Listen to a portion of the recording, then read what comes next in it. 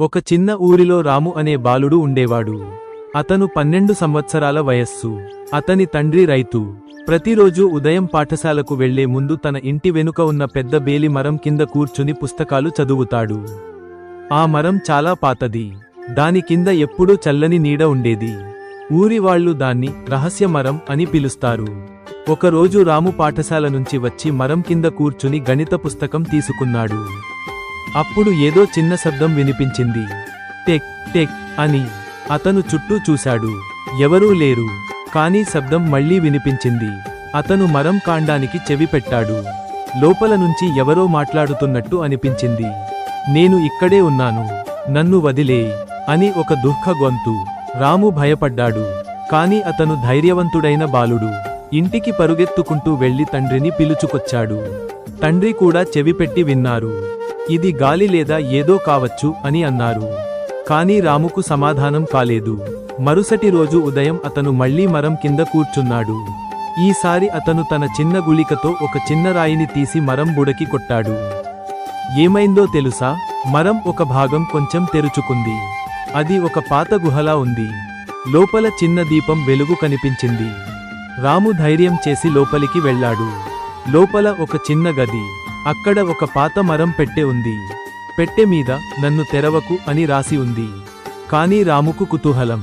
అతను పెట్టెను తెరిచాడు. లోపల ఒక అందమైన నీలిరంగు రాయి ఉంది. దాన్ని తీసుకొని బయటకు వచ్చాడు. ఆ రాయిని సూర్యకాంతిలో పట్టుకుంటే అది మెరుస్తూ ఉంది. అప్పుడు ఒక పెద్ద గాలి వీచింది.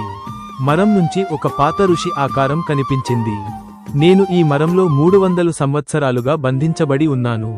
ఆ రాయి నా శక్తిని దొంగిలించి నన్ను ఇక్కడ బంధించి ఉంచింది. నువ్వు దాన్ని తీసుకున్నందువల్ల నేను విముక్తి పొందాను అని ఋషి అన్నారు. రాము భయంతో, మీరు ఎవరు అని అడిగాడు. నేను ఈ ఊరి పాత రక్షక ఋషి. ఒకప్పుడు దుష్టరాజు నన్ను శాపం వేసి ఈ మరంలో బంధించాడు. ఈ రాయి అతని శక్తి. నువ్వు ఈ రాయిని సరైన విధంగా ఉపయోగించాలి. ఋషి రాముకు ఒక రహస్యం చెప్పారు. ఆ రాయి ఎవరికి నీరు ఇస్తుందో వారి అన్ని కోరికలను తీర్చేస్తుంది. కానీ దాన్ని స్వార్థానికి ఉపయోగించకూడదు అని హెచ్చరించారు. రాము ఇంటికి వచ్చి తల్లి, తండ్రికి అంతా చెప్పాడు. మొదల్లో వారు నమ్మలేదు. కానీ రాము రాయిని చూపించగానే వారికి కూడా దాని శక్తి తెలిసింది. ఆ సంవత్సరం ఊరిలో కరువు వచ్చింది. పంటలు వాడిపోతున్నాయి. రాము తన తండ్రితో కలిసి రాయిని ఉపయోగించి మా ఊరికి వర్షం కురవాలి అని కోరాడు. తక్షణం మేఘాలు కమ్ముకొని వర్షం కురిసింది. అందరూ సంతోషపడ్డారు. కాని ఒకరోజు రాముకు పెద్ద డబ్బు కోరిక కలిగింది. అతను రాయిని, నాకు పెద్ద బంగారు రాసి ఇవ్వు అని కోరాడు. రాయి మెరిసి బంగారం ఇచ్చింది. కాని దానితో పాటు ఒక పెద్ద సమస్య వచ్చింది. ఊరి దుష్టులు దాన్ని దొంగిలించడానికి వచ్చారు.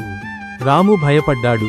ఋషి ఆత్మ మళ్లీ కనిపించి, స్వార్థపు కోరికతో ఈ రాయి నాశనమవుతుంది అని చెప్పింది. రాముకు అర్థమైంది. అతను అన్ని బంగారాన్ని ఊరి దేవాలయానికి దానం చేశాడు.